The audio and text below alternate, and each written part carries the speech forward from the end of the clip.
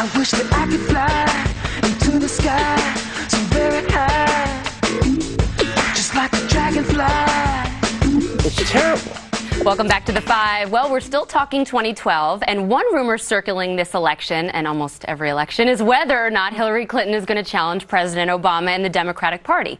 Well, yesterday, the White House spokesman Jay Carney was asked about just that. And my question, why is the president certain that Hillary won't run against him?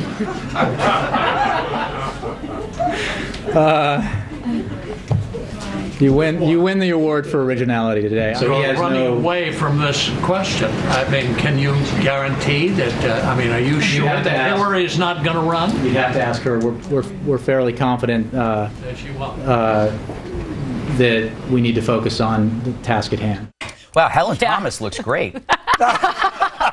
You know, I have some sympathy for Jay Carney in that, because Les Consolving is usually in the briefing room, and he usually gets a question towards the end of the briefing. So you're running out of airspeed and altitude, and you get to him, and you're like, oh, no, she's not probably. And it has to be this question, which I'm sure they're sick and tired of answering, because there's no truth to it, right? I mean, Hillary's not going to run. Not even close. First of all, that guy covered the Civil War. That's his problem. Hillary Clinton. Ageist, Bob. That's ageist. Listen, I'd take that heat all the time. The fact is that Hillary Clinton is not going to challenge Barack Obama. Now, she may, and if he wins re-election, go in 2016 or not. But I think that the idea, people have to understand this. If you've never run a presidential campaign or been involved in one, you don't understand this. The amount of time available to you to get things done between now and about 60 days from now makes it impossible. And he controls the party infrastructure. It's almost impossible. And the money. But you know who may just do it just for the heck of it, for whatevers and giggles? Dennis Kucinich. You see him on Fox News earlier taking some serious shots. Here's a very liberal congressman taking shots at the president. But there is trouble. There is trouble. A new CNN and ORC poll shows that actually 1 in 4 Democrats would like someone to challenge the president. They say that 27% of Democrats want a different nominee than President Obama, and 72% of Democrats said they wanted to see Obama renominated. So trouble on the horizon? No. Those people not successfully. Those people are racists. That's all I got to say. That's all you have to say. Let me tell you who those 27% are. They are, for all of you who consider him a socialist, those are mostly liberals who think that he's gone too far to the center, or Hillary myself supporters. included. I think they're racist, Bob. I think they're racist. I think that's something that you might want to just take back and be quiet about. The fact of the matter is that those are people who are disenchanted. They're labor. They are organized women's groups, Latino groups, and liberal groups that you just named like all the constituencies, right? But Bob, that elected him. But Bob, if the people who didn't vote for Obama were considered racist, why can't I call them racist? Well, you can, but Greg, you're going back to this over and over, buddy. I love you. I'm going to try to bail you out of this. When you have a shovel and you're digging a hole, give me the shovel. If some of these Democrats are disgruntled, maybe they'll find some support in Michelle Bachmann. So says she recently. She said that she's winning crossover support from disgruntled Democrats and independents, and I called up her campaign, and they gave a similar answer with no actual evidence, just anecdotal evidence that people have been coming up to them saying, yeah, we're involved in politics for the first time because of Michelle. So, Dana, no real support here, and pollsters are saying the same thing, that independents would favor Perry, Romney, and Paul over Bachmann. And maybe her internal polling is showing that for a few, but I think what's interesting is that can you think of a person who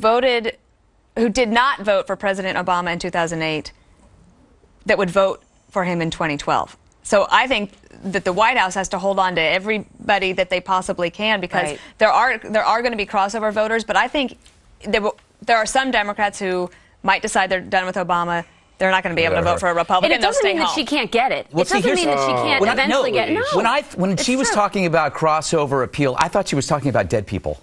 I thought you were going to say something else. We used to be expert in doing that. But listen, I know she never used drugs in her life. Otherwise, I would accuse this of being an acid flashback or something going wrong. The idea that she would have a single Democrat vote for that woman is absolutely Ronald Reagan crazy. was able to do it. A lot of people compared her to be Reagan-esque. But also, I knew Ronald Reagan. He was a friend of mine. All right, well, listen, she Bob, ain't no Ronald Reagan. You might not like Michelle Bachmann's politics, but a lot of people like her hair. Supposedly, she has the new coveted hairstyle that Jennifer Aniston once had glad that people are sought after. And Joanna Malloy in the New York Daily News, in full disclosure, I write for that paper, but Joanna Malloy starts writing about how she called her stylist, and it says that even liberal clients, Bob, are requesting the Bachmann look. So we're praising her for her looks, but in that same story, Dana, they took a dig about how she spent looks like a motorcycle helmet. Oh. She spent $4,700 on hair and makeup. More scrutiny of female candidates. Look, I don't care how much she spends on hair and makeup. She does have a very flattering haircut. What I'm sure happens is when a liberal woman wants her haircut, she'll go in and she'll say, "Now, I don't agree with a thing she says. And I don't like, I used to get, like, I can't stand your boss, but I love your hair. And where do you get your haircut?" And it is kind of... Not a single one it's of my actually kind of a nice little point to score. Where does Joe Biden get his haircut?